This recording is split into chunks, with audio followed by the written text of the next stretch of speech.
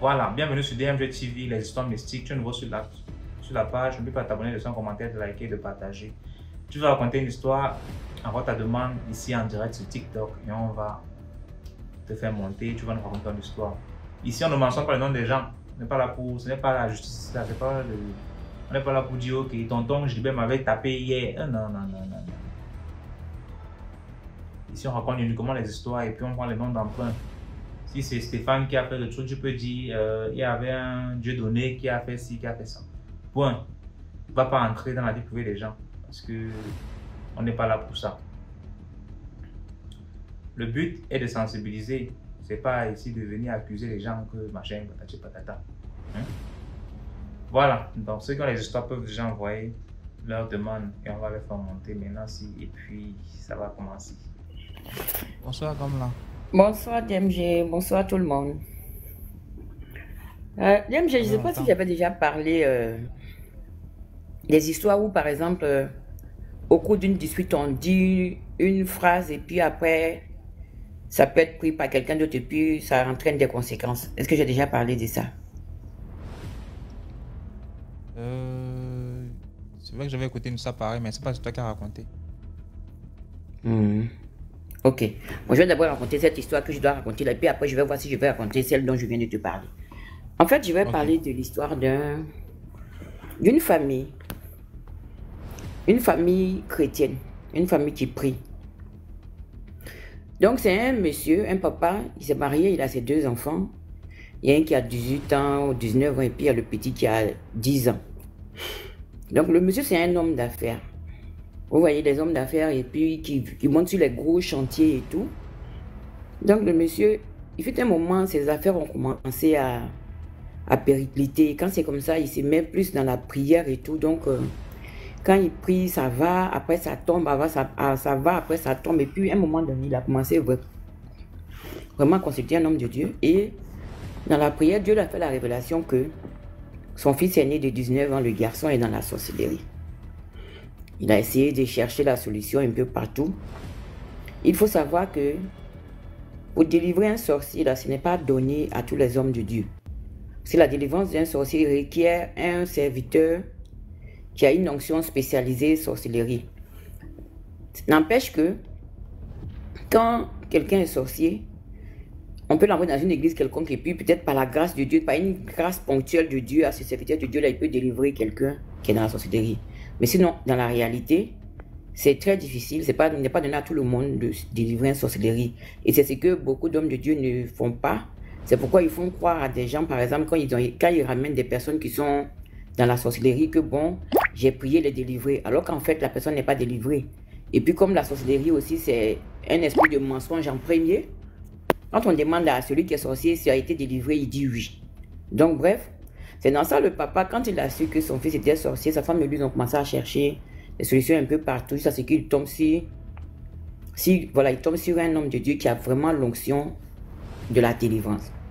Donc ils sont arrivés chez l'homme de Dieu là, et le monsieur a confirmé que le garçon était dans la sorcellerie. Malgré qu'il a confirmé, les aveux étaient un peu difficiles, ça c'est que finalement, l'esprit de Dieu le convainc qu'il devait se faire délivrer et il a commencé à confesser. Donc l'enfant confesse qu'il est sorcier.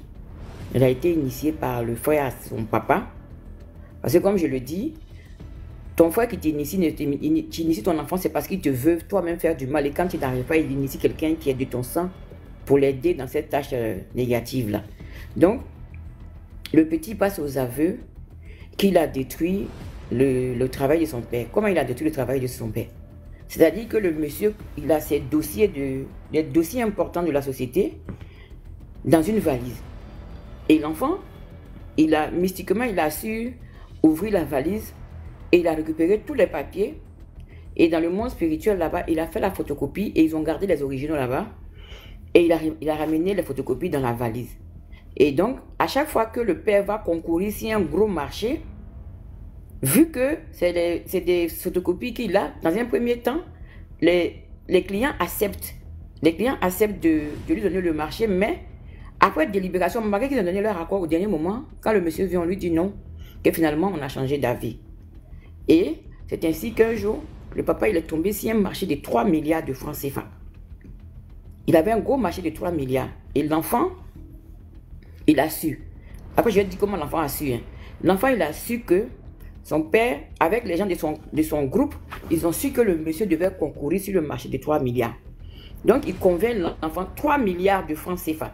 Il convainc l'enfant que si l'enfant réussit à faire capoter ce marché-là, ils vont le grader dans le monde de la sorcellerie avec les cadeaux qui vont avec. Donc, le petit, très alléché, effectivement, il met les bouchées doubles et puis effectivement, le papa perd le contrat. Et c'est quand c'est comme ça en général, après un gros coup comme ça, c'est là l'homme maintenant cherche la vraie solution pour chercher à trouver ce qui ne va pas et tout. Donc l'enfant avoue que il a vraiment détruit ce marché-là pour son père et il a été gradé. Et le grade qu'on lui a donné, c'était de sortir le jour et la nuit, de telle sorte que dans la ville d'Abidjan, il se promène, c'est-à-dire toi il te voit, n'importe qui qu'il voit, qui n'a pas la main de Dieu sur lui, c'est-à-dire celui qui n'est pas couvert par la main de Dieu, il peut t'arracher ta chance et puis partir avec ça. Et c'est comme ça l'enfant il faisait. Et voilà. Après, on lui demande ce qu'il a fait sur sa maman. Il a détruit la société. Sa maman avait une société de fourniture de bureaux, de matériel de bureau. L'enfant, il a gâté la société de sa maman en mettant le caca. C'est-à-dire que il a mis le caca spirituellement, il a badigeonné sa maman de caca. De telle sorte que, au final, même quand les gens venaient acheter le matériel dans la société de la maman, parce qu'en général, il y a des sociétés qui se font des crédits entre eux. Donc, quand les sociétés venaient prendre les marchandises, au dernier moment, ils ne payaient pas. Ainsi de suite, jusqu'à la maman, elle a perdu sa société. Quand elle a perdu sa société, quand elle avait fait le petit frère, quand elle a pris une autre grossesse pour le faire, le troisième enfant, l'enfant a su que sa maman est enceinte. Donc, qu'est-ce qu'il a fait la nuit? Il est venu coucher avec sa maman spirituellement, détruire la grossesse, en même temps rendre sa maman stérile. Et le comble, c'est que il a fait de telle sorte que quand sa maman s'en va, par exemple, au marché, on sait que, par exemple, chez nous, en Côte d'Ivoire, le kilo de viande fait 2800 francs. Mais quand la maman arrive, on lui dit le kilo de viande fait 10 000 francs. C'est-à-dire, c'est à prendre ou c'est à laisser. Donc, quelqu'un dit, mais attendez, je connais quand même le prix de cet article. Mais, c'est-à-dire, c'est à prendre ou c'est à laisser. Donc, quelqu'un qui ne peut même pas acheter des articles au prix courant, au prix habituel, comment est-ce qu'elle peut acheter du matériel pour son entreprise, du matériel qui est censé être revendu? C'est ainsi qu'il a réduit sa maman à néant. Maintenant, pour son petit frère, qui est le dernier, parce qu'ils étaient deux garçons, il a rendu son petit frère, il a initié son petit frère dans la sorcellerie, mais pas pour le rendre sorcier comme lui voler et tout, hein, non. Il a rendu son petit frère dans la sorcellerie pour le rendre esclave. Et pour enlever son intelligence. Donc l'enfant, un très beau garçon, il a toujours le regard hagard, comme un petit bébête. Et puis, il téléguide son petit frère. C'est-à-dire quand le papa vient comme ça, qu'il a une mallette d'argent, il téléguide l'enfant et puis l'enfant, ça va voler. Donc l'enfant, à 10 ans, l'enfant est devenu un grand voleur dans la maison. Alors que c'était un grand frère qui l'avait mis dans cela. Maintenant, comment est-ce qu'il a su... Comment est-ce qu'il fait, par exemple, pour gâter tous les marchés de son papa? Le papa a coupé les ongles. Tu vois, quand vous coupez les ongles, les ongles de la main, les ongles du pied, quand tu finis de couper, et le papa lui dit, viens balayer. Et donc, quand lui l'a ramassé, il a balayé, il l'a ramassé, il a emmené ça dans le monde de la sorcellerie. De telle sorte que n'importe quel endroit de la terre que son père foule, l'enfant, étant donné que ces instruments-là, c'est-à-dire les ongles sont dans le monde de la sorcellerie, si l'enfant, c'est comme s'il était partout avec le père. Parce qu'il avait les empreintes digitales et les empreintes palmaires. Donc, il suivait son père partout pour tout gâter. En plus de ça, le papa boit du jus tous les matins, c'est-à-dire du jus pressé. Et c'est dans le jus qu'il a envoûté. C'est comme si maintenant le monsieur même avait une caméra dans le ventre. L'enfant savait tout ce que son papa faisait. Et malgré ils essayaient toujours ils ont fait perdre des marchés au monsieur, mais c'était un chrétien.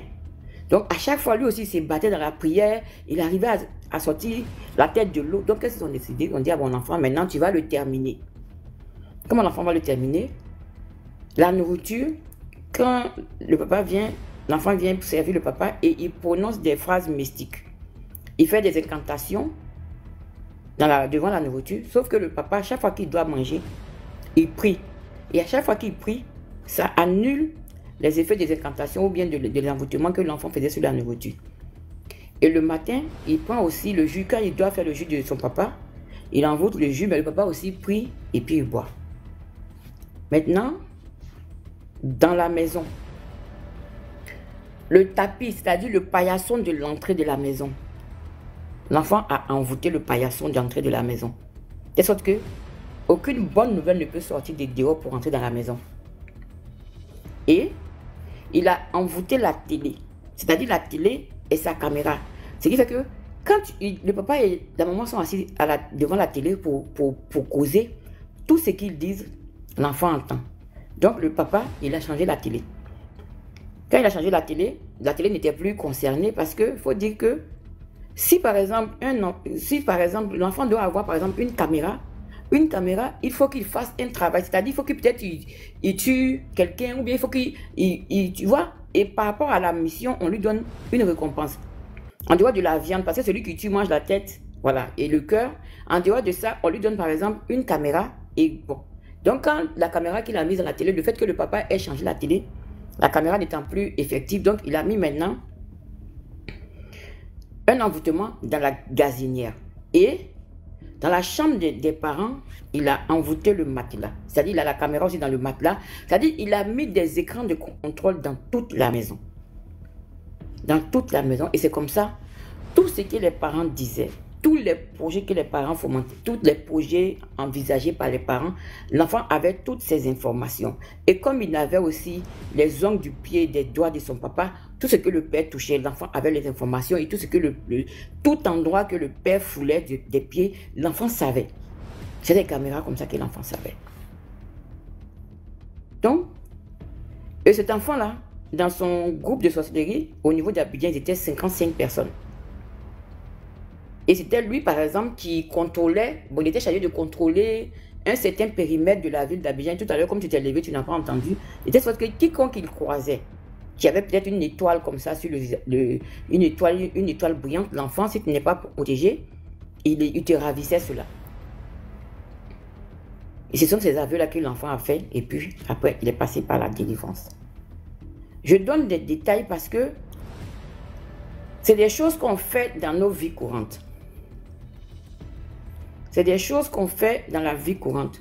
C'est-à-dire que tu te coupes les ongles du pied, tu ne te lèves pas toi-même pour aller balayer puis ramasser. Tu peux donner à quelqu'un, quelqu'un va ramasser, il prend, il va déposer quelque part là-bas, dans ta propre maison. Ton matelas sur lequel tu dors, la chambre dans laquelle tu dors. Si ces endroits-là, au moins une fois par mois, ne sont pas purifiés par la prière et puis par des actions prophétiques, ça peut être... Tu vas dire que tu n'es pas en sécurité en fait chez toi à la maison. Le papa, à chaque fois qu'il mange, il prie. Et chaque prière, et je vous le dis à chaque fois, la prière, quand on dit par exemple, on mange la nourriture, Seigneur, sanctifie ce repas au nom de Jésus. Ça a des effets. Même quand tu vas boire, parce qu'une fois que le sorcier, il est dans ta maison, que c'est ton enfant, même si tu vas prier comment la seule chose que Dieu peut te garantir, c'est ta vie sauve. Parce que le sorcier, il n'est là que pour détruire. Et comme nous, humains, on ne peut pas être à 100% sur le qui-vive. On ne fait que prier. La seule chose que Dieu nous garantit, c'est qu'il nous donne le discernement, ou bien qu'il nous ouvre les yeux sur le mal qui nous ronge dans notre intérieur. C'est de nous garantir la vie sauve. Mais, n'empêche que la personne qui est dans la maison, qui veut te nuire, elle peut attenter à tes finances, peut les atteindre, à ta santé, il peut l'atteindre, à tes relations, même, parfois même briser le mariage. Parce que quand c'est comme ça, l'enfant met la dissension dans la maison et c'est toujours les palabres. Il souffle les vents des divisions dans la maison et c'est toujours les palabres. Donc, la prière quotidienne. La prière, ça dit de la manière dont on respire là. On doit prier comme ça. Parce que comme j'ai dit tout à l'heure aussi, quand l'enfant il sort dans la rue, dans les rues là, il peut croiser quelqu'un qui est nanti, à qui Dieu a donné une étoile. Du moment où tu sors de ta maison sans prier, n'importe qui peut te ravir ton étoile. Parce que quand les gens disent, chez nous en Côte d'Ivoire, on dit que si ton père et ta mère ne t'ont pas donné, personne ne peut t'avoir. C'est faux, c'était avant. Parce que ton cousin peut te donner, parce que vous avez ce lien de sang là. Et une fois que un membre de ta famille est dans la sorcellerie qui t'en veut, même s'il ne peut pas t'éterniser tout de suite là, dès lors que tu quittes la maison, par exemple, même tu vas aux États-Unis ou bien tu viens en Europe, on te place une marque de reconnaissance, c'est-à-dire que tu es victime désignée. Et donc, quand tu es une victime désignée, même ton voisin des paliers, étant donné que tu es comme une cible mouvante, même ton voisin des paliers, même s'il est pakistanais, s'il est sorcier, il peut atteindre ta vie. Parce qu'à la base, tu es déjà invendu. Donc, la prière. La prière, la prière, la prière. Je vais répéter, peut-être que moi-même, je suis là, il m'arrive d'être fatigué et puis je ne prie pas. Hein. Mais on ne doit pas être fatigué de prier. Il n'y a pas, comment on appelle ça, overdose de prière. La prière sert toujours. Parce que le monde n'est plus celui qu'on croit. On ne peut pas marcher comme des moutons sans propriétaire. Donc voilà, un enfant de 18 ans, 19 ans, qui a gâché des milliards de son père. Parce qu'une fois que tu es dans la sorcellerie, la première chose qu'on t'enlève l'amour de tes parents. Et c'est des promesses, même si c'est des fausses promesses, c'est des promesses qu'on fait à un enfant. Pour arriver à le corrompre. Donc voilà. Ça, c'est la première histoire. Maintenant, la deuxième histoire, je ne sais pas si je l'ai déjà racontée. Mais tout à l'heure, il y a quelqu'un j'ai écouté quelqu'un qui m'a fait remémorer cette histoire-là. C'était deux sœurs. La grande sœur... On va la prendre une option avant de venir chez toi. Hein. Il n'y a pas de problème. Il y a 13 personnes qui attendent encore là. Ok, non, il n'y a pas de souci. Je suis là. Ok.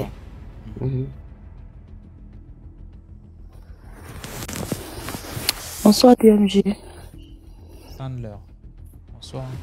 Bonsoir la communauté DMG. Moi déjà c'est la première fois que je monte, donc... Il y a eu beaucoup de premières fois aujourd'hui. Hein. J'ai pas une très longue histoire, c'est une petite histoire que j'ai vécue personnellement, mais avec une autre personne. Mais j'étais juste présente. Donc, c'est l'histoire d'un prof que j'ai eu quand j'étais en seconde. Le prof, il m'enseignait espagnol. Et à chaque fois qu'il venait, déjà je vais préciser que c'était une personne en situation de handicap. Comment je vais expliquer ça? C'était une personne à béquille, il était en béquille. Il avait une jambe plus courte que l'autre. Je ne sais pas comment vous expliquer ça, mais la jambe, elle était pliée sur elle. Franchement, il y avait vraiment un défaut au niveau de sa jambe. À chaque fois que le prof venait à l'école, il nous montrait toujours la photo de sa femme. Il faisait les commentaires sur ça à tout moment. Que voici ma femme, que voilà, elle est trop belle, la maman de mes enfants. À tout moment, c'est ce qu'il faisait. Il faisait ça presque tous les jours. Presque tout le temps qu'on l'avait eu, excusez-moi autant pour moi, presque tout le temps qu'on l'avait pour les cours, il nous montrait toujours la photo de sa femme. Il faisait vraiment la pub sur elle. C'était une très belle femme. À croire même que c'était vraiment pas possible que ça soit vraiment sa femme. Elle était très belle, la dame. Un jour, pendant le cours, le surveillant est monté en urgence pour lui dire qu'il y avait quelque chose chez lui qui devait vite rentrer à la maison. Parce que c'était chaud là-bas. Il devait vite rentrer. Il y a quelque chose qui n'allait pas. Donc, vu qu'on l'avait pour le dernier cours de la journée, c'était lui. Donc, il nous a libérés vers 15h, fort 16h. Donc, en sortant là, moi, j'ai une copine. Elle est dans le même quartier que notre prof là. Donc, en sortant, j'ai dit à ma copine, juste comme ça, au hasard, ah non, allons chez toi. Je vais prendre de lait et puis on va rester un peu comme ça. Je vais rentrer à la maison. Vu que les cours, ça termine normalement à 17h30. Donc, je lui ai dit, je vais partir chez toi et ensuite, je vais rentrer à la maison. Par la suite, je vais rentrer à la maison. Et sur le chemin vers ma copine, on voit devant la parcelle de notre prof là, beaucoup de gens, les gens du quartier, les gens qui étaient en train de hurler, des gens, on ne comprenait pas ce qui se passait. Et subitement, on l'a vu sortir de la parcelle en courant. Et c'est là sa femme qui était derrière lui avec une machette qui le poursuivait. Nous, on n'a pas compris. Du coup, on s'est approché pour demander. En fait, l'histoire, c'est quoi? Notre prof là, c'est quelqu'un, la sœur, en fait, elle priait beaucoup. Elle priait beaucoup, c'était une sœur en Christ, elle priait beaucoup. Et notre prof ne faisait que lui faire la cour. Mais elle ne voulait pas par rapport à sa situation. Donc, un jour, dans son forcing là, notre prof a réussi à prendre le foulard de la fille là. Il est allé faire les fétiches avec ça. Et quand il a fait les fétiches avec le foulard de la fille, ils se sont mis ensemble. La fille a eu 2 enfants, elle partait plus à l'église, ses sœurs en Christ, voilà. Elle était vraiment présente, c'était une personne, même les prières de jeudi, de mercredi, elle était toujours là. Ça c'est selon les gens qui priaient avec elle, comment ils ont témoigné. Elle était toujours là, mais depuis qu'elle a eu le mari, là, elle partait plus à l'église. Elle a coupé contact même avec sa famille. Elle ne voyait plus les gens. En tout cas, elle s'était vraiment mise à l'écart. Elle s'était vraiment mise à l'écart. Donc, c'est son pasteur qui rentre du séminaire dans un autre pays. Il revient. Il fait au moins 5 dimanches. Il ne voit pas la sœur. Il se dit, mais c'est comment? La sœur, là, tout le temps, elle est ici à l'église. Mais aujourd'hui, là, on ne la voit pas. 5 dimanches, je suis déjà ici. Je ne l'ai pas vue à l'église. Les prières de jeudi, elle n'est pas là. Les répétitions, elle n'est pas là. Qu'est-ce qui se passe? C'est là où d'autres sœurs l'apprennent que non. La sœur là, elle avait trouvé foyer, elle a trouvé mari. Donc là, elle ne vient plus à l'église. Et c'est bien les cas, on ne comprend pas. Le pasteur demande, mais est-ce qu'elle va bien? Est-ce que vous avez pris de ses nouvelles? Est-ce que quelqu'un est allé demander? Ils disent que non. En tout cas, elle veut parler à personne et c'est mis à l'écart. Le pasteur dit non. Il y a un truc qui ne va pas. Donc, si quelqu'un connaît son adresse, donnez-moi son adresse. Moi, je vais me rendre chez la fille là. Donc, c'est là où ils ont donné l'adresse de la fille. Le pasteur est allé chez la dame pour voir c'est quel foyer qu'elle a eu qui l'empêche de venir à l'église. Elle se met à l'écart de tout le monde comme ça. Qu'est-ce qui se passe? En arrivant, le pasteur, c'était vraiment une personne qui priait. Il priait vraiment Dieu. Juste devant la maison, il a senti qu'il y avait quelque chose qui n'allait pas. Avant de rentrer, vu qu'il avait déjà eu un mauvais pressentiment, il a prié avant de rentrer. Quand il est rentré, à travers sa prière là, ça l'a encore ouvert les yeux. Dès qu'il est rentré dans la maison, il a vraiment senti qu'il y avait vraiment quelque chose qui n'allait pas dans cette maison. La sœur l'a reçu. « pasteur, mais quelle surprise, ça fait longtemps, mais qui vous a indiqué chez moi, voilà. » Il lui dit « mais toi tu viens plus à l'église, je ne te vois plus, mais qu'est-ce qui se passe ?» Il explique que « non, mais pasteur, voilà, c'est juste que j'ai un peu de travail maintenant, les enfants, m'occuper de la maison, voilà, j'ai plus vraiment du temps, tout. » Elle a donné des raisons. Mais le pasteur, il sentait vraiment qu'il y avait quelque chose qui n'allait pas. Il a dit non, prions d'abord, mais depuis que je suis chez toi, je ne me sens pas à l'aise, je suis vraiment tendue. Je sens qu'il y a quelque chose qui ne va pas là, il faut qu'on prie. Ils se sont mis à prier. Le féticheur, là où il se trouvait là-bas, là, le truc que le monsieur avait fait, c'est tombé depuis l'armoire. Ça s'est cassé dans la chambre et puis ça a pris feu. Et quand ça prend feu là, directement, la dame elle s'évanouit. Donc, et le feu et la dame qui s'évanouit, le pasteur, il était un peu paniqué. Il était obligé de crier à l'aide dans les gens qui étaient aux alentours. Quand il a appelé à l'aide, les gens sont venus. Ils ont évacué la dame, ils ont évacué les enfants, ils ont mis l'eau qui se propageait un peu dans la chambre là, ils ont éteint. Et quand ils ont éteint le feu là, ils voient maintenant les squelettes d'un oiseau, un petit oiseau avec une partie de son foulard attachée à l'oiseau là. Mais ils ne l'ont pas touché, ils ont laissé comme ça, ils ont appelé le pasteur, ils ont dit « Ah non, viens voir ce qui se passe dans la chambre là, viens voir ce qu'on a trouvé. » Le pasteur dit « Quoi? Mais ça c'est quoi? Ça c'est de la sorcellerie. » Donc ils sont sortis. Quand ils sont sortis, la dame, elle avait complètement perdu la tête. Elle ne savait même pas là où elle était. Elle demandait aux gens, mais je suis où? Où est-ce que je suis? Ça, c'est la parcelle de qui? Mais pourquoi les gens m'entourent? Et ses enfants, vu que son premier fils avait 9 ans et le second avait 5 ans. Donc celui qui avait 9 ans, là, il comprenait déjà un peu des choses. Donc il lui dit, mais maman, tu es avec nous, on est chez nous. Il dit, oh, mais toi qui parles là, tu es qui? Il dit, mais je suis ton fils. Il dit, non, moi, j'ai pas de fils. Moi, je n'ai pas encore eu d'enfant. Je comprends pas. Je comprends pas ce qui se passe ici. Moi, j'ai pas encore eu d'enfant. Tu es qui? Les gens commencent à l'expliquer. Mais maman est telle, mais c'est tes enfants. Comment ça? Il dit, non. Moi, j'ai pas d'enfant. Enfant avec qui? J'ai fait ces enfants avec qui? On lui montre la photo de notre monsieur là. Elle se fâche. Elle dit quoi? Mon homme, celui-là, jamais impossible. Moi, j'ai refusé ses avances de toutes les manières. Moi, je ne peux pas sortir avec lui. Ça, c'est impossible. Ça peut pas être lui, le papa. Impossible, je ne sais. Appelez-le. Donc, c'est là où on avait appelé notre monsieur là en urgence. On l'a appelé en urgence. Et quand il est arrivé, quand la femme l'a vu, elle a compris qu'elle était ensorcelée par ce monsieur.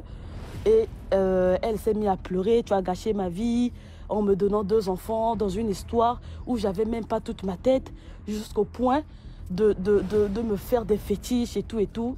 Donc elle est en train de poursuivre le monsieur là avec la machette là. Franchement, elle voulait sûrement finir avec lui. Et voilà, à travers son pasteur, elle a été sauvée et sortie de l'emprise.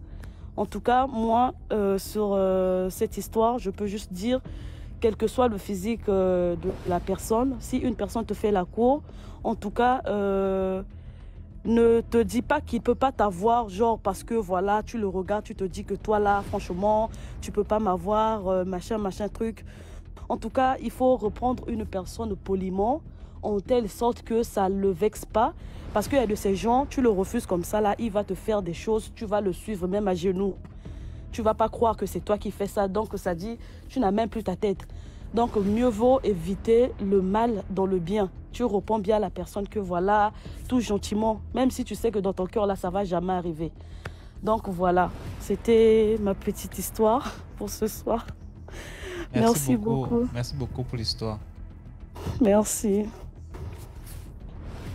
Bonsoir à tous, bonsoir DMG, bonsoir à la famille.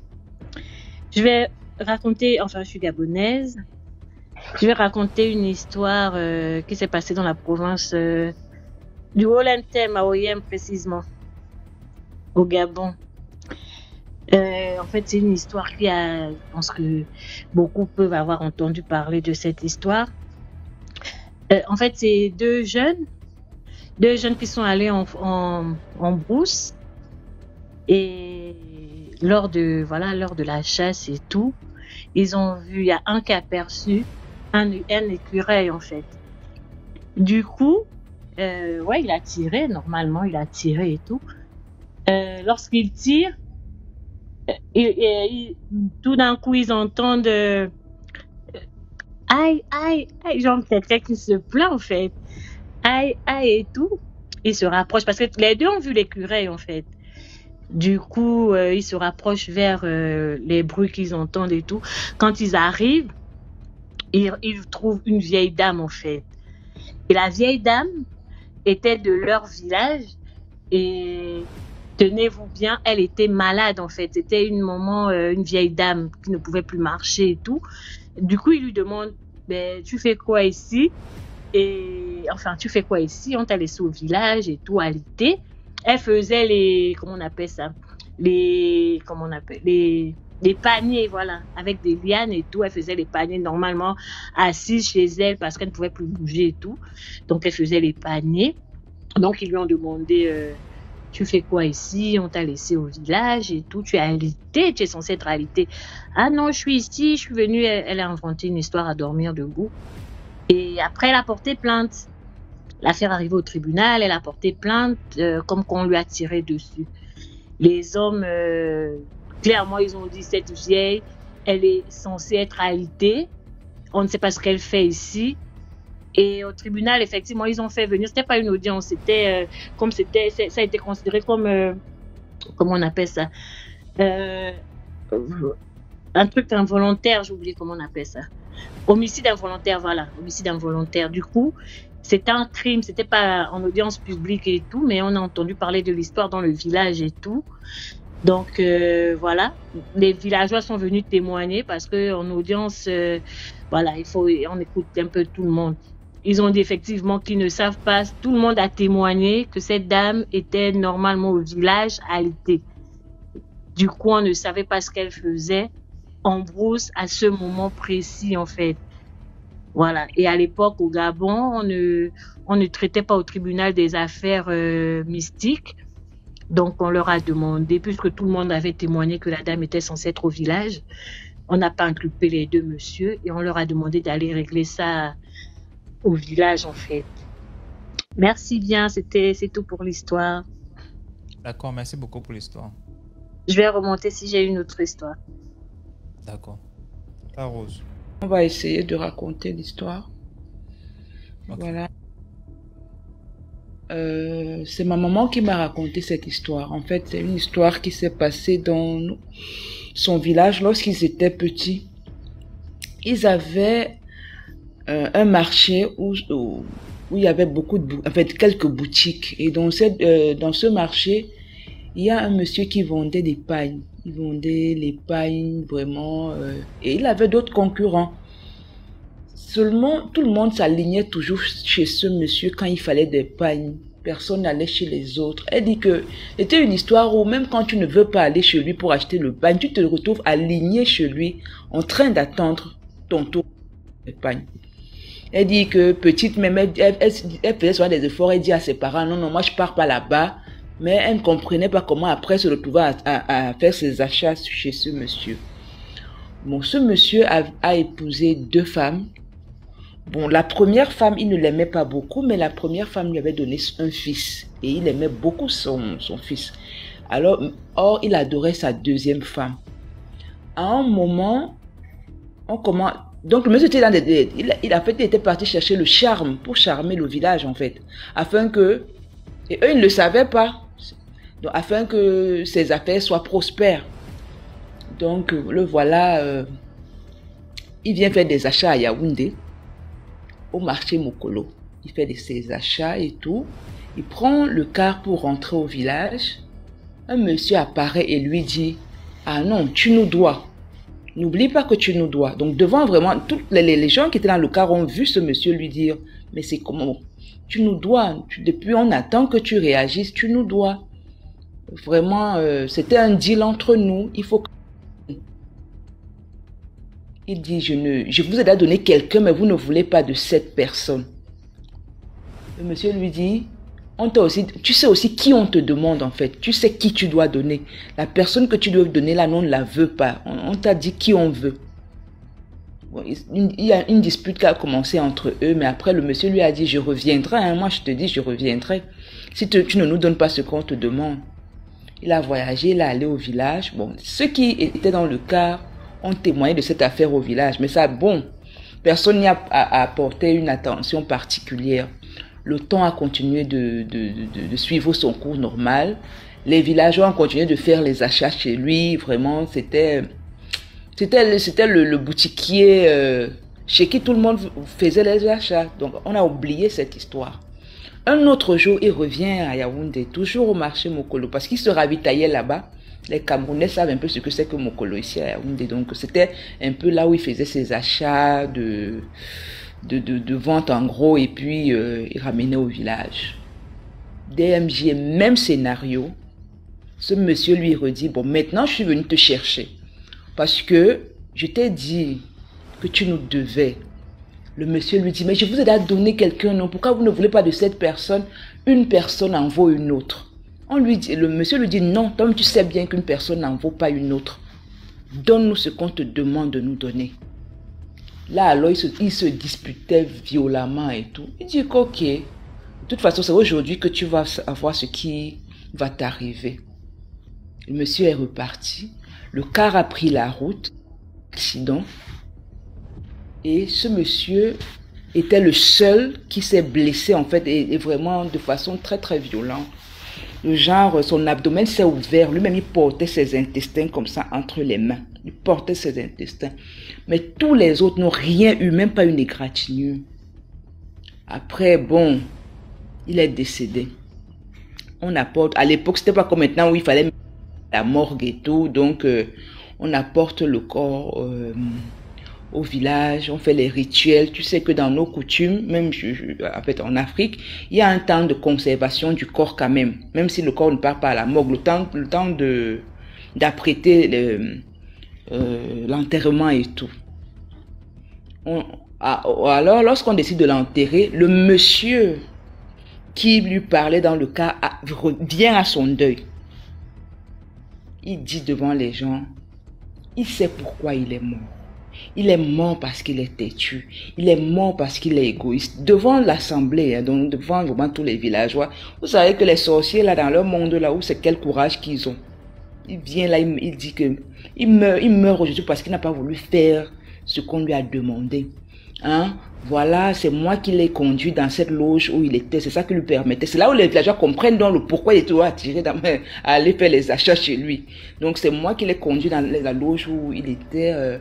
C'est moi qui lui ai permis de devenir riche comme il était. Parce que ma mère m'a dit qu'il était vraiment riche. Donc, et aujourd'hui, il savait que c'était un pacte. Il fallait qu'il nous donne aussi quelque chose. Voilà, on lui dit de donner. Il fait comme si, voilà. Nous, on lui demande de nous donner soit son fils, soit sa deuxième femme. Il refuse. Il nous donnait la première femme. DMG, la première femme se retourne. Elle dit, hé, elle s'est seulement levée. Sa part de deuil est finie là directement. Elle est entrée dans sa maison, dans sa case à l'époque. Elle dit que pardon. Donc le type, si on était dans cette maison, c'est moi qu'il voulait liquider. Elle est rentrée. Les villageois étaient dépassés et tout. Elle est rentrée. On l'appelle encore que avion fini. Elle dit que non, elle et son mari, c'est bon comme ça. Donc c'est que c'est elle qui est morte là. C'est que son deuil qu'on est en train de faire là, comme ça là. C'est bon pour elle. Et le fils en question, c'était le fils qui avait fait la première femme quand même. Donc le père aimait l'enfant, mais détestait la mère. Et aimait sa deuxième femme.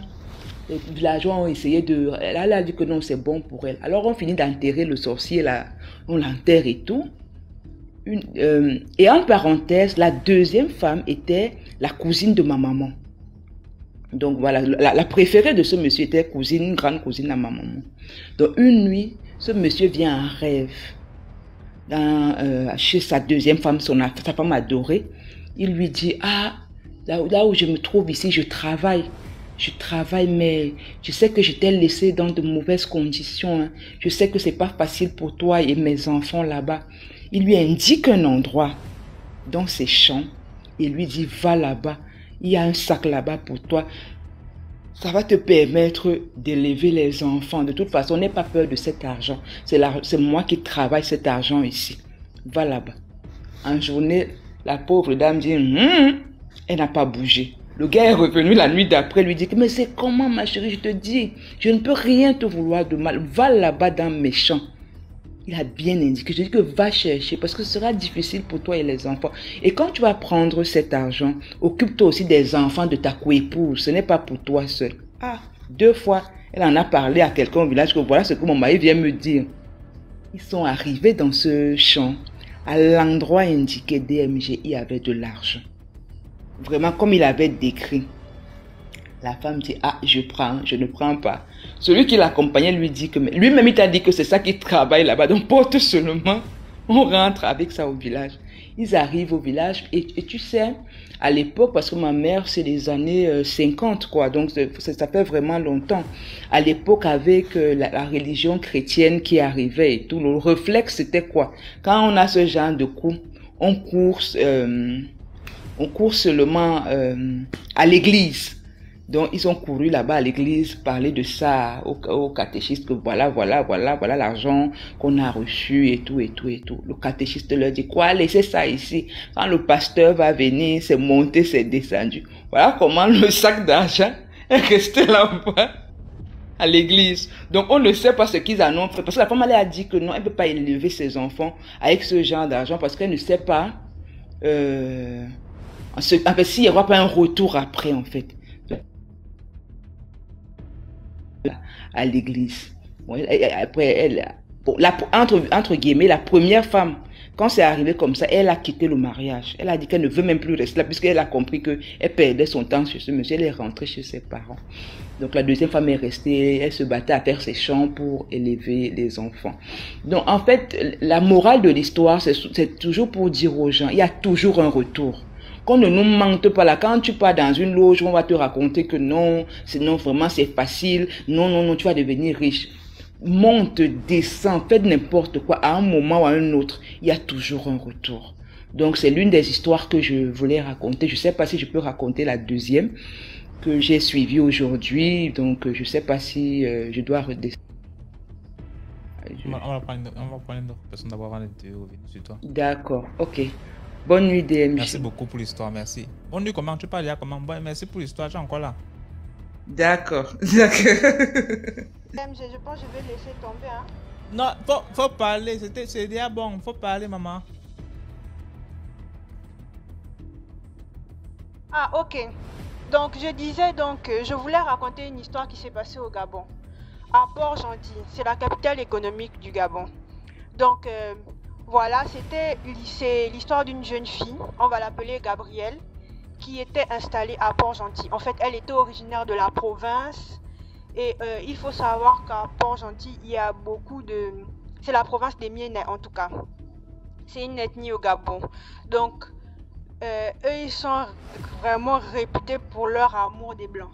Les jeunes filles Mienais, c'est pas pour être péjoratif, voilà, chacun connaît les défauts des ethnies dans son pays. Et vraiment, les filles Mienais, elles sont réputées pour ça. La recherche, la chasse aux Blancs. Donc voilà, Gabrielle, c'est une jeune fille de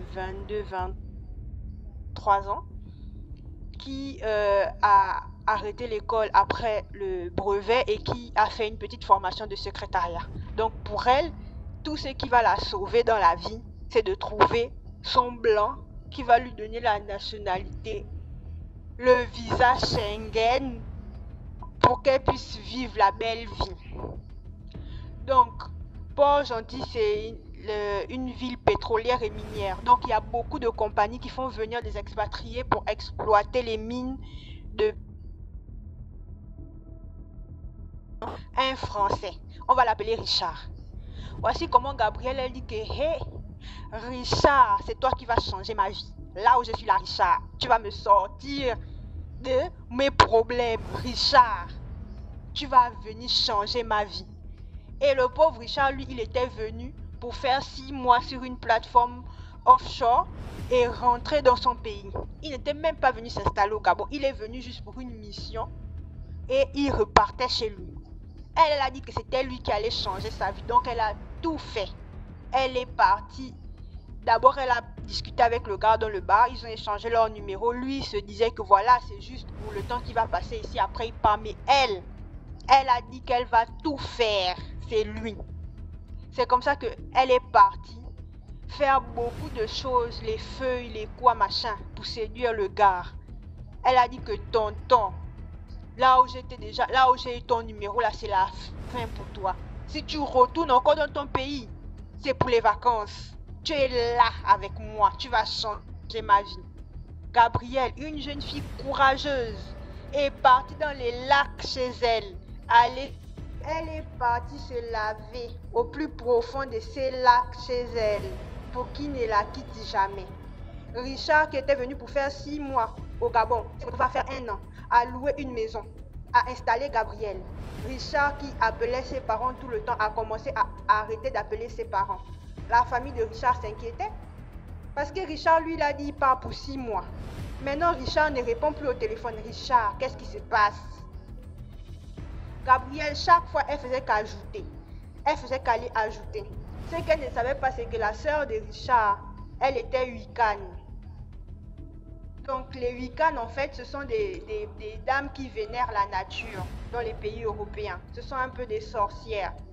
Elles font des cérémonies dans les bois. Elles organisent des... Voilà, elles célèbrent la nature, en fait. Et elles jettent des sorts. Ce sont vraiment des sorcières. Ce sont des sorcières, c'est une religion qui est reconnue là-bas. Et la sœur de Richard, elle était Wiccan. La sœur de Richard était Wiccan. Donc, quand Gabrielle a commencé à appuyer ses fétiches là-bas au Gabon, la sœur de Richard aussi est partie faire une cérémonie dans les bois avec leurs plantes de chez eux. Allumer un feu avec ses sœurs de la confrérie des sorcières de son coin en France là-bas. Donc quand Gabrielle partait appuyer, la sœur de Richard, elle avait un lien de sang avec Richard. Donc quand elle partait toucher les feuilles, ça diminuait ce que Gabrielle était en train de faire. La sœur de Richard a organisé. Elle a sacrifié les animaux. Elle a tout fait pour dire que là où son frère est parti là, si quelqu'un a touché à son frère là-bas, que son frère lui revienne. Au jour où on vous parle là, Gabrielle là, la jeune fille là, elle est devenue folle. Richard est rentré chez lui. Richard est rentré chez lui, sa sœur a tout fait. C'est-à-dire que la sorcellerie là, c'est pas seulement une possession des noirs. Il n'y a pas que les noirs qui sont sorciers. Si le blanc aussi se décide à te montrer sa sorcellerie, tu vas confirmer. Richard est retourné chez lui en français. Sa sœur a fait ces mélanges de potions qui est rentré là. Elle lui a fait les bains, elle a fait les choses avec la sauge pour le bénir, pour enlever tout ce que Gabrielle avait pu frotter sur lui pour le maintenir là. Il est reparti s'installer chez lui.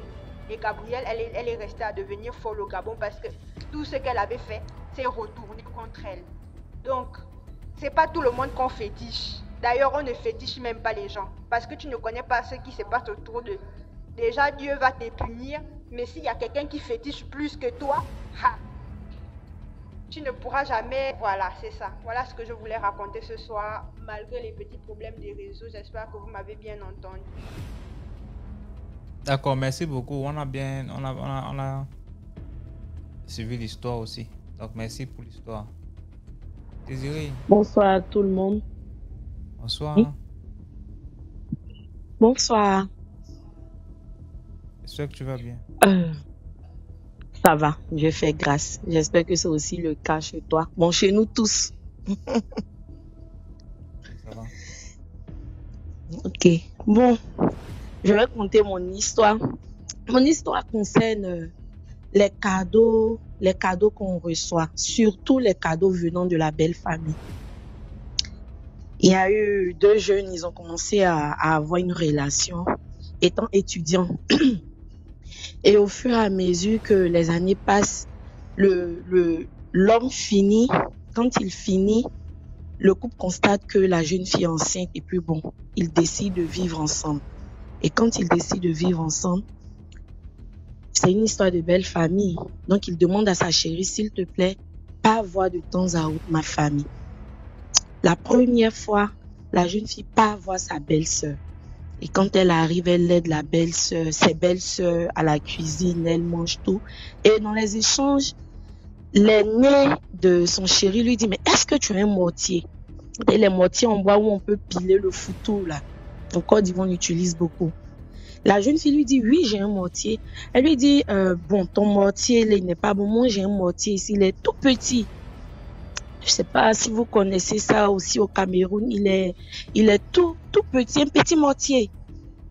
Vu que tu es une jeune fille et que tu n'as pas l'habitude de piler tout le temps et que ton mortier à la maison, il est grand, prends ce petit mortier-là, prends avec à la maison. Donc, à son retour pour la maison, elle appelle sa mère. Elle lui dit, ah, voici ce qui s'est passé. Donc, sa mère lui dit, ne rentre pas avec le mortier dans ton foyer, dans ta maison. Elle n'écoute pas sa mère. Elle prend le mortier. Elle rentre avec le mortier à la maison. Et ce que j'ai omis de dire, c'est que après les études, il a eu du boulot. Donc, certes, ils vivaient ensemble, mais lui, il travaillait à l'intérieur. Donc, quand elle rentre le soir, elle appelle son chéri pour lui faire le compte-rendu de la journée. On ne sait vraiment pas ce qui s'est passé. Une grande dispute éclate entre elle et son chéri. Et c'était la première fois où le jeune lui coupait au nez et il éteignait son portable. Donc, elle a passé la nuit avec la dispute. Le lendemain matin, elle appelle sa mère, lui dit, ah, voici ce qui s'est passé, maman. Quand je suis rentrée hier, vraiment, je ne sais pas ce qui a pu créer cette dispute-là. Mais moi et mon chéri, on s'est disputé au point où même il me coupe au nez et il ferme son portable. La question que la mère a posée, c'était de savoir, es-tu rentré avec le mortier chez toi? Elle a répondu, flinquin. En Côte d'Ivoire, ça veut dire oui. Donc, la maman n'a plus parlé. Elle dit, bon, tu fais ce que tu veux. Et toute la journée, son fiancé ne l'a pas appelé. Donc, aux environs de 19h, elle décide de prendre le mortier. Elle sort de la maison. Elle jette le mortier à la poubelle. Dès qu'elle rentre, c'est-à-dire dès qu'elle ouvre le portail de la maison, elle rentre, son chéri l'appelle. Ça, c'était la première phase. Quelque temps après encore, il lui dit, bon, j'ai ma tante. S'il te plaît, pars voir ma tante. En temps là, l'enfant est né. La petite commençait à grandir. Elle avait grandi, je pense que c'était 2 ans. L'enfant pouvait avoir 2 ans maintenant. Pars voir ma tante. Elle dit, bon, c'est passé. Elle avait pratiquement oublié même l'épisode du mortier. Elle part voir sa belle tante. Ils échangent tout. Elle dit, mais tu as accouché, je n'ai même pas pu venir voir l'enfant. Entends ce que je vous dis là. Avec un transport de 200, voire 300 francs, elle pouvait arriver chez son neveu et voir l'enfant, mais elle ne l'a pas fait. Et elle lui dit, bon, depuis que tu as accouché là, je ne t'ai même pas fait de cadeau. Voilà un complet de pagne. Prends-le pour porter ses pagnes. Mais la jeune fille n'était pas trop pagne. Donc, quand elle retourne encore à la maison, elle dit à sa mère, ah, maman, voici ce qui s'est passé. Je suis allée chez ma belle tante. Elle m'a donné des complets de pagne. Sa mère lui dit, ne porte pas. Elle dit, bon, d'accord. Tout compte fait, même elle n'allait pas mettre ces complets-là. Parce que c'était de vieux modèles.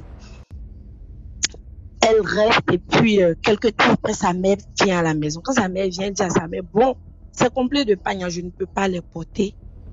Ta cour où tu vis là, il y a une vieille maman qui vient tout le temps, tu lui donnes à manger tout. C'est qu'elle porte même n'est pas aussi bon que ça parce que la mémé la portait des habits vraiment déchirés. Prends ce complet là, pas à lui donner. Je vous dis que la mémé venait tout le temps chez sa mère. C'est-à-dire, le matin elle venait, puis elle mangeait chez la maman de la jeune fille au fait, elle mangeait tout, elle faisait tout là. Non?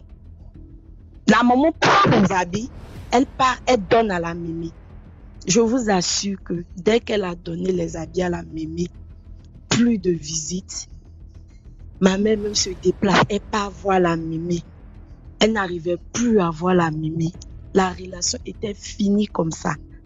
La vieille ne venait plus voir ma mère. C'était le deuxième épisode. La dernière partie qui va vraiment tout gâter. Cette même tante-là, parce que tout ce qui, vu ce qui se passait là, elle ne racontait rien à son chéri. Hein. Elle ne lui disait pas non, voici ce qu'on a constaté. Non, elle disait rien. Et la dernière étape, il lui dit encore, pas saluer cette même tante. Cette fois-ci, elle prend sa fille, elle prend la nounou, elle passe à lui. Quand elle passe à lui, bon, ils passent pratiquement toute l'après-midi ensemble. Elle décide de rentrer. En voulant rentrer, cette même tante-là lui donne de la nourriture. C'est-à-dire, elle lui fait un paquet de nourriture. Mais dans ce paquet de nourriture-là, elle avait mis de la banane douce. En temps, la mère avait toujours dit à sa fille que si tu pars quelque part, que tu n'as pas confiance et que quelqu'un te donne soit de la cola ou de la banane douce, ne mange jamais. Parce que spirituellement, ça ouvre certaines portes, ne consomme jamais. Donc, quand sa belle tante lui donne ce colis où se trouve la banane, elle prend le colis et la belle tante lui remet 5000 francs. Elle lui dit non, je ne veux pas l'argent. Elle dit si tu prends, c'est ton transport. Et elle ouvre la paume de sa belle-fille, elle met l'argent dans la paume. En rentrant, la jeune fille fait elle appelle sa mère. Ah maman, voici ce qui s'est passé, voici ce qui s'est passé. Elle lui dit bon d'accord. Mais tu fais quoi? Vous rentrez? Non, elle dit oui. Et elle rentre avec sa nounou et sa fille. Quand elle descend du véhicule, elle trouve les bennes à poubelle là. Elle jette tout le colis de la nourriture dans la benne à poubelle. Mais seulement qu'elle n'a pas pu jeter l'argent. Parce qu'elle se disait que c'est de l'argent, soit elle va faire un don ou elle va remettre ça à quelqu'un, mais jeter de l'argent, ça fait un peu bizarre. Elle rentre à la maison. Elle était allée rendre visite à cette belle tante-là un dimanche. Quand elle rentre tout le soir à la maison, le lendemain matin, la petite doit aller à l'école. Elle dit, bon, vu que la petite doit aller à l'école, et la nounou et elle-même, elle part accompagner la petite. Mais dans les escaliers, la fille, c'est-à-dire la chérie, la mariée là, elle tombe dans les escaliers, elle vomit dans les escaliers. C'est-à-dire, subitement, elle est tombée malade. On n'a pas pu accompagner la fille. Elles sont toutes retournées à la maison. Là, elle était carrément malade. Elle avait le vertige. Elle se sentait faible. Quand elle est rentrée le dimanche de la sortie, elle a plié l'argent qu'elle a mis sous le décodeur de Canal. Donc, le lundi, quand elle se porte pas bien, elle dit à la nounou, hier, quand on est sorti, là, on a mis l'argent à tel endroit, elle dit oui, tata. Elle dit, on voit l'argent. Donc, elle prend une assiette en aluminium. Elle vérifie bien l'assiette n'est pas percée. Elle met les 5 000 dans l'assiette et elle met de l'eau bénite là-dessus. Elle demande à la nounou, pas mettre ça dans ta douche, puisqu'elle n'a pas voulu mettre ça dans la chambre où tout le monde dort, soit dans la chambre de la nounou ou elle-même dans sa chambre. Non, elle dit, mais pas mettre ça dans toi, ta douche. Le mardi, ça ne va pas. Sa fille même tombe malade. Donc le mardi soir, elle appelle sa mère, elle dit à sa mère, ah maman, nous sommes toutes malades ici. Et le plus grave, mais elle avait constaté qu'encore la nounou devenait toute pâle, comme si elle était malade. Mais quand elle demandait à la nounou, est-ce que tu es malade? La nounou lui disait, non papa, ça va. Donc quand elle appelle sa mère se déplace, elle vient les voir le mercredi. Donc quand elle les voit, elle prend sa fille, elle envoie sa fille à l'hôpital. Une fois à l'hôpital, en fait, on voit que sa fille souffre de la tension, c'est-à-dire elle est hypo.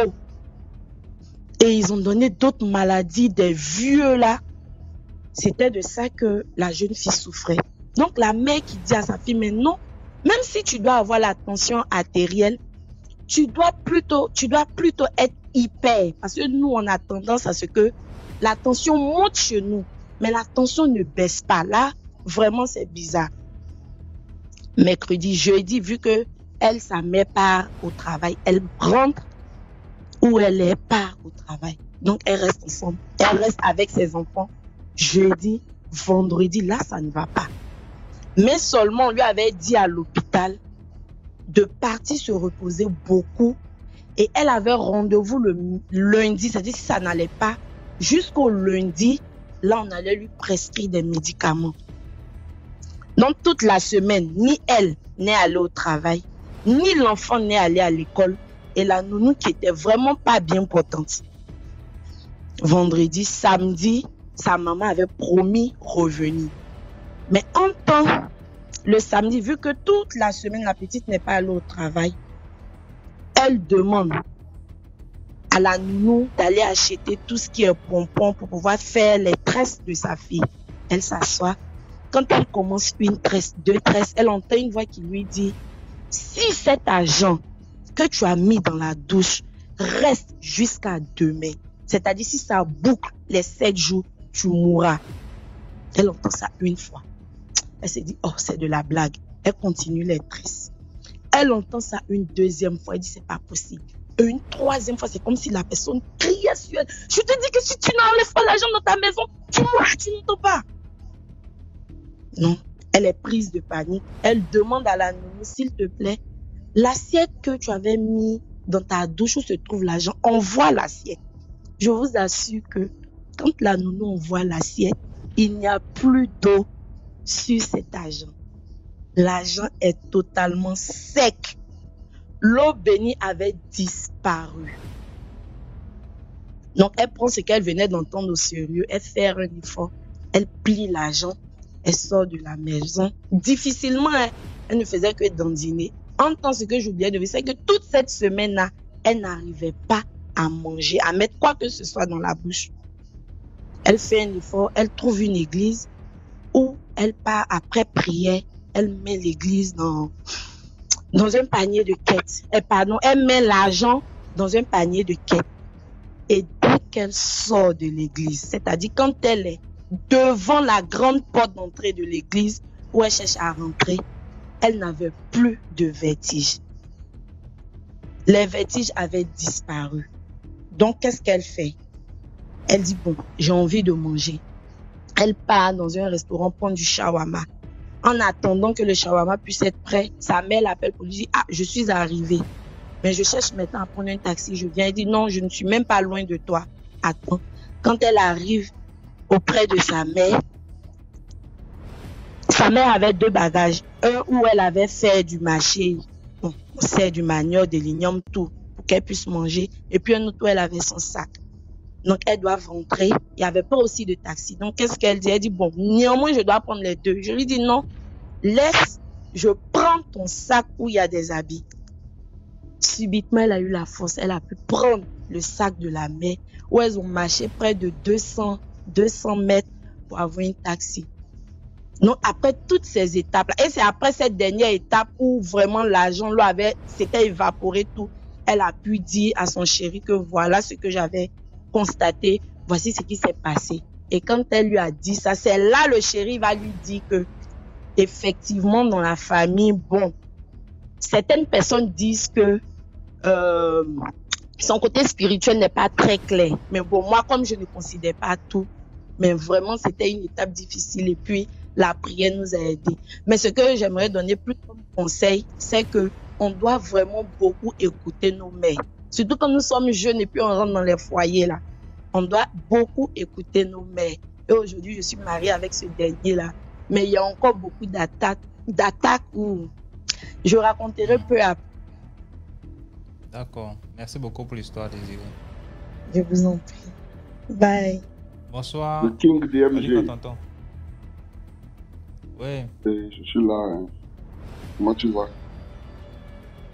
je vais très bien, toi-même. Ça va. Je prépare une cérémonie là qui commence le lundi, qui va finir le mercredi. Donc ça me bouscule partout. Hmm. Il y a quelqu'un qui est venu me dire ce soir en privé que moi je suis devenu rare comme les filles vierges. Pardon, papa vient dans le live. Je dis, qui? Merci pour Mais les c'est cœurs. vrai, depuis là, on t'a pas vu depuis. Il y a même un gars qui était monté c'est avec ta même voix là. Je me dit que mais c'est pas l'homme de l'ombre ici là. Il dit non. Non, c'est la préparatif de la cérémonie qui me font cacher. J'ai même publié l'annonce, je pense hier, non. Je vais recevoir encore de nouveaux pouvoirs du Père. Le Père va venir encore me donner d'autres dimensions. Bon, comme j'ai manqué à tout le monde maintenant, je raconte combien d'histoires ce soir. Non, on va prendre une seule. On va prendre une seule histoire. D'accord. Je vais vous raconter du moins l'histoire, une histoire de 2 sorciers. Et il y a ici au Bénin une divinité qu'ils appellent le Quincy. Généralement, c'est un truc qu'ils utilisent pour se protéger, pour gagner de l'argent. En fait, c'est un truc qui te fait gagner des gains faciles, quoi. Donc, ils ont un club. Et dans ce club, chaque fois, ils vont faire une réunion. Donc, entre-temps, le dernier à avoir atterri leur club, c'est un monsieur qui est un peu agité. Donc, il voulait tellement aller plus vite dans le club qu'il a accepté de donner 3 de ses enfants, parce qu'il n'en avait que 4, hein, 3 de ses enfants, pour pouvoir avoir plus d'échelons. Finalement, il a eu ces échelons-là. Et comme chaque année, ils ont l'habitude de faire des sacrifices de porc. Ils prennent des porcs pour faire des sacrifices.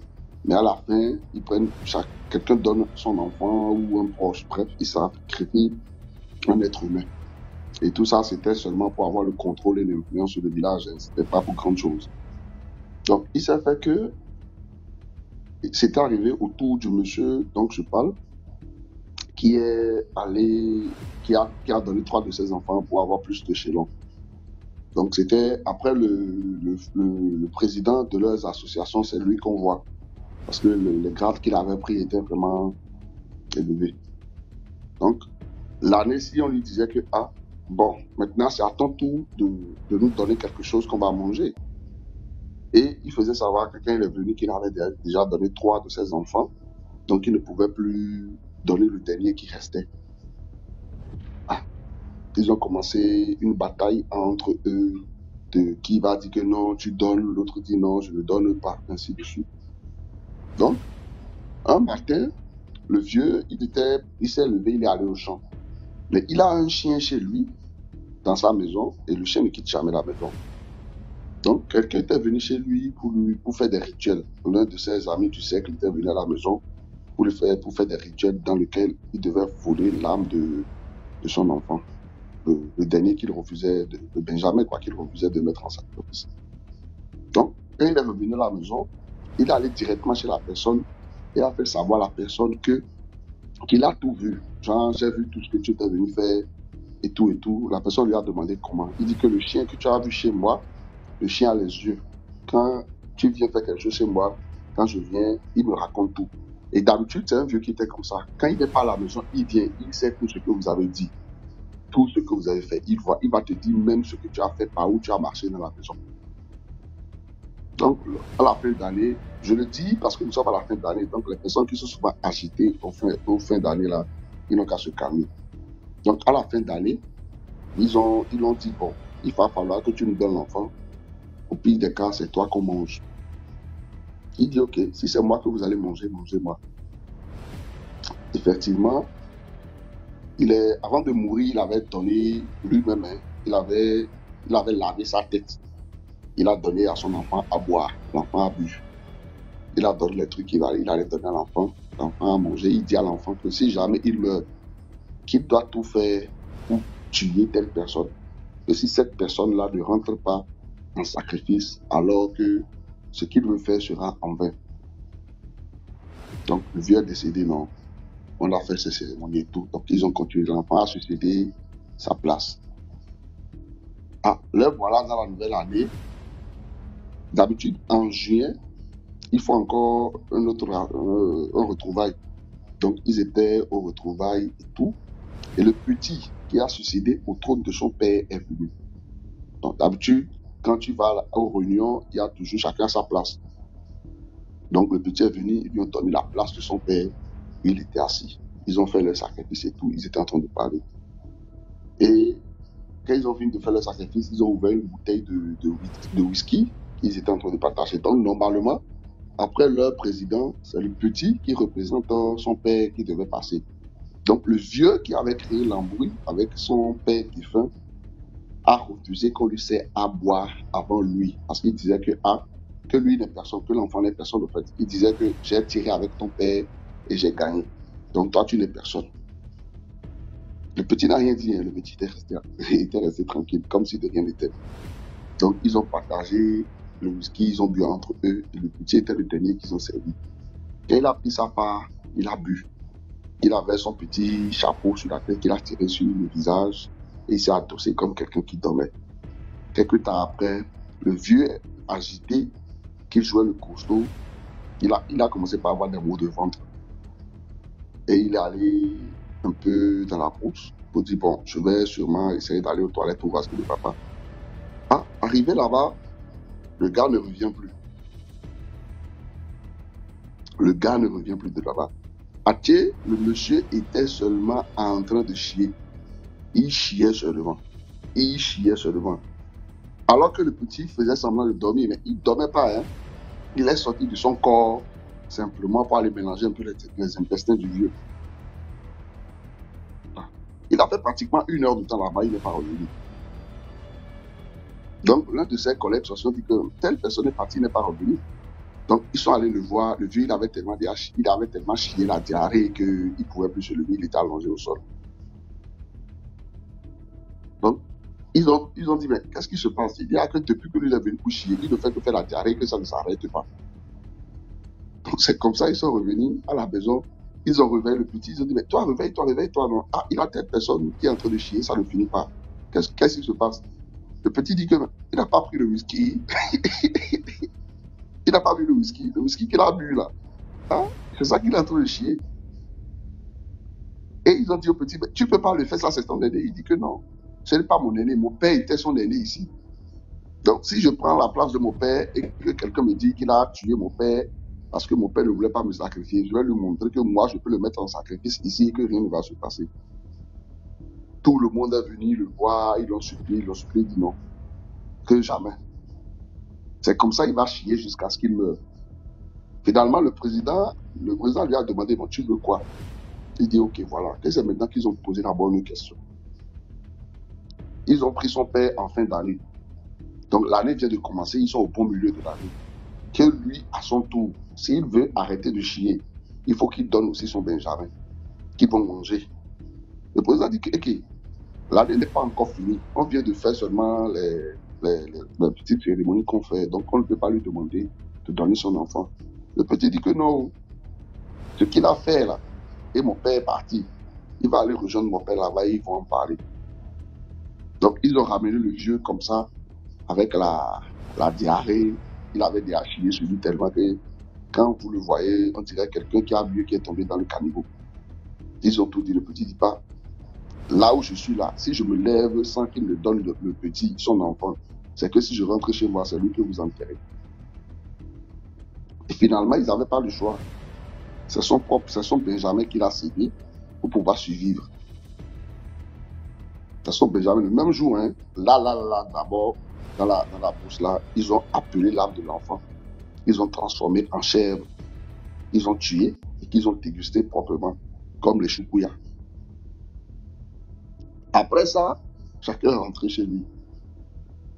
Maintenant, l'association, c'est-à-dire tout le monde s'est réuni après sans le petit et ils ont dit que bon, vu ce qui s'est passé avec son père et que lui il est revenu et il commence déjà ça, si on ne l'élimine pas, ça va devenir un sérieux problème.